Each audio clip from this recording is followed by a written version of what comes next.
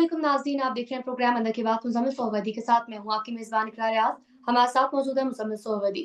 अस्सलाम वालेकुम, welcome to the show. क्या हाल है आपका? वालेकुम सलाम, बिल्कुल ठीक, आप सुनाएँ? मैं ठीक हूँ, अल्लाह पाक का शुक्र है सर। फाइनली सेकंड मुज़ाकरात का जो दौर था वो आज हो गया है और अभी भी आज पेश नहीं किया गया। देखिए, तहरीक-ए-इंसाफ ना सारे मीडिया में अपने मुतालबात पेश करती रहती है, लेकिन जब कमेटी की मीटिंग होती है तो वहाँ पेश नहीं करती है। और चूँकि लिख कर देनी होती हैं तो लिख कर नहीं देती है अपने मुतालबात। बाकी आप किसी टॉक शो सुन लें, कोई प्रेस कॉन्फ्रेंस सुन लें, कोई प्रेस रिलीज़ देख लें, कोई ट्वीट देख लें, आपको पीटीआई के हर लीडर जो है बच्चा-बच्चा अपने मुतालबात पेश करता नज़र आता है कि जी हमारे बंदे रिहा कर दो और 9 मई और 26 नवंबर पे जुडिशल कमीशन बना दो। अब मुझे समझ नहीं आती ये 2 मुतालबात लिख कर देने में क्या प्रॉब्लम है? या आप लिख कर दे दें ये 2 मुतालबात बड़े आराम से कि जी 9 मई और 26 नवंबर पे जुडिशल कमीशन बना दें और हमारे सारे बंदे ये लिस्ट है हमारे बंदों की, ये बंदे रिहा कर दें। ये 2 बातें मुझे नहीं समझ आती। पहली मीटिंग हुई, 10 दिन का टाइम ले लिया कि जी हम लिख कर देंगे।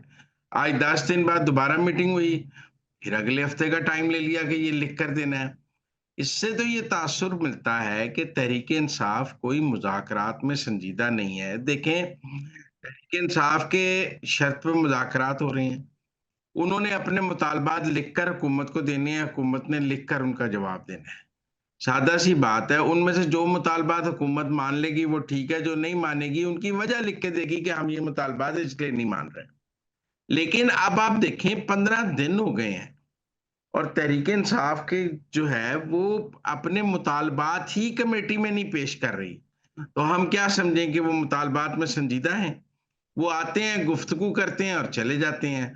उस गुफ्तगू का तो कोई फ़ायदा नहीं। जब हुकूमत ने पहले दिन कहा कि आपके जो भी मुतालबात हैं आप हमें लिख कर दे दें कि ये आपका चार्टर ऑफ डिमांड है, हम उस चार्टर ऑफ डिमांड का आपको तहरीरी जवाब दे देंगे, ताकि कोई बात ज़ुबानी या कोई कोट मिसकोट हो ही ना सके। जो आपका चार्टर में बात मानी जा सकती होगी वो मान लेंगे, जो नहीं मानी जा सकती होगी उसकी जो कानूनी वजह होगी, वो लिख कर आपको बता देंगे और हुकूमत जवाब में अपना एक चार्टर ऑफ डिमांड दे देगी। लेकिन मैं जिस तरह पहले दिन से कह रहा जी। हूँ या आज आप इमरान खान का ट्वीट पढ़ें तो वो कहते हैं 31 जनवरी तक डेडलाइन है। साथ वो कहते हैं कि हमारी सिविल नाफरमानी चल रही है और हमने पूरी दुनिया में पाकिस्तानियों को रेमिटेंसेस भेजने से मना कर दिया है। तो और साथ मुज़ाकरात चल रहे हैं और मुज़ाकरात में चार्टर ऑफ डिमांड पेश नहीं किया जा रहा है, तो इसका क्या है इसको देखें। अगर आप इस सारे को मिला के पढ़ें तो इसका मतलब है कि आप 31 जनवरी तक का वक़्त गुज़ारना चाहते हैं। आप 31 जनवरी तक आप चाहेंगे कि उसके बाद मुज़ाकरात की नाकामी का ऐलान कर दिया जाए। भई अगर आप 15 दिन खुद चार्टर ऑफ डिमांड नहीं दे सके, तो आप 2 दिन में हुकूमत से उस चार्टर ऑफ डिमांड पर जवाब माँगने लग जाएँगे कि हमने दे दिया, ये जवाब क्यों नहीं दे रहे? भई अगर आपको देने में 15 दिन लगे हैं, वो जवाब देने में 15 दिन लगा देंगे। फिर उसके बाद उसके ऊपर जवाबुल जवाब आएगा। तो इस तरह आप कहेंगे कि टाइम खत्म हो गया, अब हमारे मुज़ाकरात खत्म। मैं समझता हूँ कि पहले दिन से अगर पहली मुलाकात में तहरीक-ए-इंसाफ को अपना चार्टर ऑफ डिमांड पेश करना चाहिए था। ये मुज़ाकरात तो तहरीक-ए-इंसाफ की ख़्वाहिश पे हो रहे हैं ना, इमरान खान ने कहा है कि मुज़ाकरात करने हैं और कमेटी बनाई है। जब उन्होंने कमेटी बना दी है तो कमेटी को यही नहीं पता चार्टर ऑफ डिमांड क्या पेश करना है, वो कहती है हमारी इमरान खान से मुलाकात कराएँ, फिर हम चार्टर ऑफ डिमांड पेश करेंगे। भई इमरान खान ने जब आपको कमेटी का मेंबर बनाया इसीलिए हम कहते हैं ये डमी कमेटी है। ये एक फ़िज़ूल कमेटी है जिसके बस में कोई बात नहीं, जो चार्टर ऑफ डिमांड नहीं पेश कर सकती।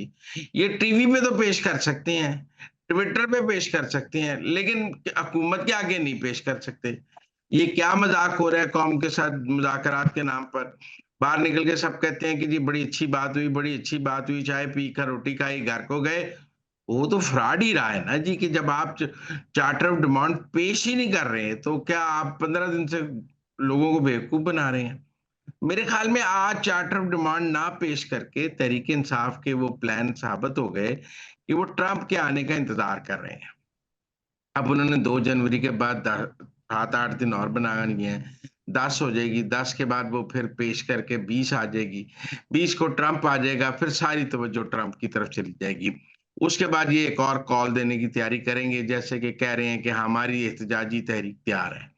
सिर्फ ट्रंप के आने का इंतज़ार है, इसलिए मुज़ाकरात का खेल खेला जा रहा है कि आजकल करने को कुछ नहीं है, लिहाज़ा कल को फिर दोबारा कहेंगे हमने तो मुज़ाकरात किए, वो नाकाम हो गए और अब हम दोबारा सड़कों पे आ रहे हैं क्योंकि ट्रंप का इंतज़ार है।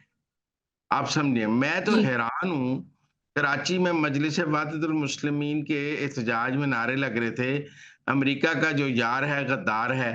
तो अमेरिका की यार तो तहरीक इंसाफ है, मजलिस वहदतुल मुस्लिमीन वाले तहरीक इंसाफ के साथ अपना इत्तेहाद तोड़ दें फिर, क्योंकि फिर गद्दार तो तहरीक इंसाफ हो गई ना।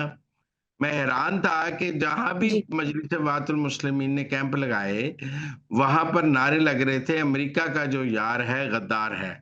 और बैठे आप तहरीक इंसाफ की गोदी में हुए हैं और लोगों को कह रहे हैं जो अमेरिका का यार है, भाई अमेरिका की इस वक़्त सबसे ज़्यादा यारी तो फिर तहरीक इंसाफ के साथ है, इमरान खान के साथ है, पीटीआई के साथ है। आप उनकी गोदी में बैठे होकर कहते हैं अमेरिका का जो यार है गद्दार है, आप तहरीक इंसाफ को कह रहे हैं। बहरहाल मैं तो इन मुज़ाकरात से ना पहले पुरुमीद था, ना अब पुरुमीद हूँ और मेरे ख़्याल में तहरीक इंसाफ सिर्फ़ टाइम ज़ाया करना चाह के ट्रंप के आने का इंतज़ार कर रही है। जब ट्रंप आएगा, ये पाकिस्तान में हालात दोबारा ख़राब करने की कोशिश करेंगे। सर आगे बढ़ेंगे और अब बात करेंगे जो 19 मुल्ज़िमान की रहम की अपीलें मंज़ूर हुई हैं, इस मुतालिक आप क्या कहेंगे? क्योंकि पीटीआई की जानिब से तो ये कहा जा रहा है, स्पेशली बैरिस्टर गौहर की जानिब से कहा गया है कि ये कोई इतनी बड़ी पेशरफ़्त नहीं है। लेकिन ये आपने तो सिर्फ़ बैरिस्टर गौहर का बयान पढ़ के मुझे सुना दिया ना कि उन्होंने कहा है। बाकी तो सारे कह रहे हैं कि अमेरिका के खौफ से सज़ाएँ माफ़ की गई हैं। बड़ा प्रेशर आ गया फ़ौज के ऊपर तो फ़ौज ने सज़ाएँ माफ़ कर दी हैं। और उधर कह रहे हैं कि देखें जी दबाव ने काम करना शुरू कर दिया है और अब आप देखें जी जीएचक्यू हिल गया है और सज़ाएँ माफ़ करने पर आ गया है। वो दूसरी तरफ तो ये तासुर भी बनाया जा रहा है कि जी ये सज़ाएँ माफ़ करके तो जी वो ब फ़ौज ने अपनी कमज़ोरी दिखाई है और ये तो जी बड़ा दबाव जो आलमी सतह पर आया है उस दबाव को रिलीज़ करने के लिए ये सज़ाएँ माफ़ की गई हैं। एक तरफ तो ये भी बयानिया साथ बनाया जा रहा है ना। आपने तो सिर्फ़ बैरिस्टर गौहर का बयान मुझे सुना दिया, तो ये जो सारा कुछ है, ये कौम को कौन नहीं नज़र आ रहा? ये मेरा मतलब है एक तो उन लोगों ने माफ़ी माँगी है, 9 मई की ज़िम्मेदारी कबूल की है और आर्मी चीफ से रहम की अपील की है। ये जो बाहर निकल के कह रहे हैं ना कि हम खान के वफ़ादार हैं, इन्होंने आसिम मुनीर को अपना माफ़ीनामा लिख कर दिया है और ये माफ़ीनामा लिख कर बाहर आए हैं।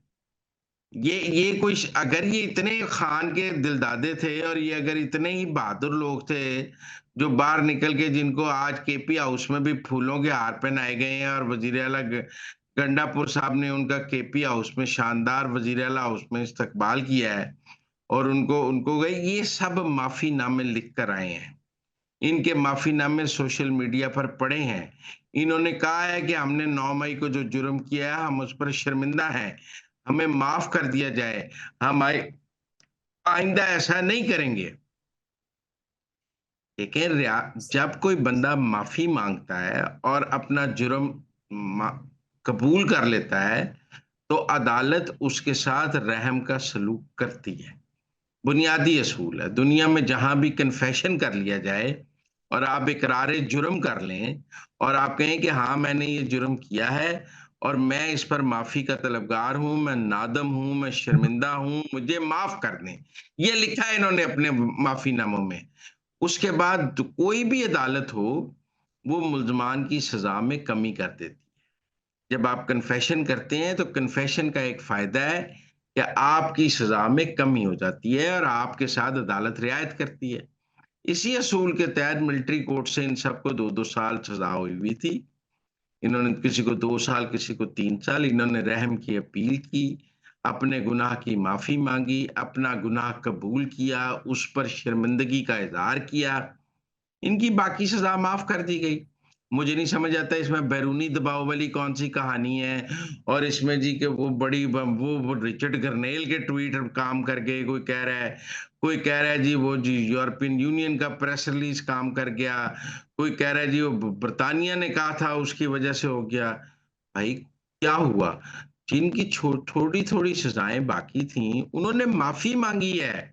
ये जो आपको बाहर निकल के बड़े नारे लगा रहे हैं, ये अंदर माफ़ी माँग कर बूट चाट कर बाहर आए हैं। इन्होंने अंदर नाक रगड़-रगड़ कर माफ़ी माँगी है और शर्मिंदगी का इज़हार किया है और माफ़ी और कहा है कि हमसे तहरीक इंसाफ ने ये कराया और माफ़ी माँग के बाहर आए हैं और उसके बाद इनकी बाकी सज़ा माफ़ की गई है। इनको हार नहीं पहनानी चाहिए, इन्हें जूतियों के हार पहनाने चाहिए थे तहरीक इंसाफ को। लेकिन तहरीक इंसाफ का तो बयान ये है कि हमने 9 मई किया ही नहीं है।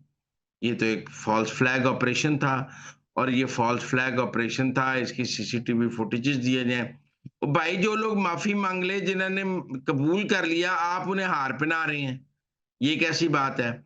और कोई इन लोगों से भी पूछे कि आप डेढ़ 2 साल से अंदर थे, कभी कोई पीटीआई का लीडर आपको मिलने आया था? कभी उन्होंने आपको वकील की सहूलत दी थी? कभी कोई रियायत, कभी कोई खाना, कभी कोई चीज़ पीटीआई की तरफ से आपको पहुँचाई गई थी? आज बाहर आए हैं तो आपकी रिहाई को कैश कराने के लिए गंडापुर साहब पहुँच गए। गंडापुर कभी आपको जेल में मिलने आया था। बहरहाल ये नैरेटिव्स का खेल है, लेकिन मैं समझता हूँ कि फ़ौज ने ओवरऑल एक रहम का और एक जो उन्होंने दिखाया है कि मिलिट्री कोर्ट्स में और उसके बाद जो है एक अदल का निज़ाम मौजूद है और जिस तरह बाकी अदालतों में कन्फेशन पे रियायत मिलती है, यहाँ भी कन्फेशन पे रियायत मिलती है और अगर आप कन्फेशन कर लें तो उसके बाद आपको आपकी सज़ा में माफ़ी भी हो सकती है। सर आगे बढ़ेंगे और अब आपसे पूछना चाहूँगी, ये दहशतगर्दी का राग अलापते रहते हैं कि दहशतगर्दी है, पाकिस्तान में दहशतगर्दी है, तो आपसे ये पूछना चाहूँगी कि किस सूबे में दिसंबर में सबसे ज़्यादा दहशतगर्दी हुई है? देखिए सूबा तो छोड़ें, वैसे तो आजकल ये बड़ा कह रहे हैं ना कि जी बाजोड़ में तालिबान ने किसी चेक पोस्ट पे कब्जा कर लिया है, ये हो गया है। लेकिन मैं आपको एक और बात बताता हूँ। इस वक़्त केपी का एक सूबा है, डेरा इस्माइल खान। वज़ीर आला भी डेरा जी। इस्माइल खान से है, गवर्नर भी डेरा इस्माइल खान से है, आईजी केपी के भी डेरा इस्माइल खान से है। और दिसंबर के महीने में सबसे ज़्यादा दहशतगर्दी की डेरा इस्माइल खान में हुई है। 73 वाक़यात हुए हैं 1 माह में। जिस सूबे का वज़ीर आला है, जिस ज़िले का वज़ीर आला है, जिस ज़िले का गवर्नर है, जिस ज़िले का आईजी है, वो अपने ज़िले में अमन नहीं कायम कर सके और पाकिस्तान में सबसे ज़्यादा दहशतगर्दी डेरा इस्माइल खान में है। आप गंडापुर की वैसे बातें सुन लें, कुरम पे सुन लें, कुरम में तो आज भी रास्ते नहीं खुल सके हैं और लोग अभी भी एहतजाज कर रहे हैं, धरना कर रहे हैं। लेकिन दूसरी तरफ आप देखें डेरा इस्माइल खां का हाल देख लें, कि मेरा मतलब है वज़ीर आला का अपना ज़िला है, वज़ीर आला अपने ज़िले में अमन नहीं कायम कर सकते, सूबे में उन्होंने क्या करना है? गवर्नर, आईजी सब इस वक़्त डेरा इस्माइल खां की केपी पे हुकूमत है। अगर हम कहें ना कि पूरे केपी पे किसकी हुकूमत है, तो हम कहेंगे डेरा इस्माइल खां की हुकूमत है। जैसे कभी कहा जाता है ना पाकिस्तान पर लाहौर की, पंजाब पे लाहौर की हुकूमत है, जब नवाज़ शरीफ वग़ैरह या मरियम नवाज़ वज़ीर आला हों और शहबाज शरीफ हों, तो कहते हैं लाहौर की हुकूमत है। ऐसे केपी पे डेरा इस्माइल खां की हुकूमत है और सबसे ज़्यादा दहशतगर्दी भी डेरा इस्माइल खां पे है। तो हमें ये देखना पड़ेगा कि वज़ीर आला, गवर्नर और आईजी मिलके अपने ज़िले में तो अमन कायम नहीं कर सके। इन्होंने सूबे में क्या अमन करने हैं, बाकी आप पूरी कहानी सुन लें। तो नाज़रीन ये थी आज की ज़िंदगी की बातें, आपसे मुलाकात होगी अगले प्रोग्राम में। हमें दीजिए इजाज़त, अल्लाह ने के बाद।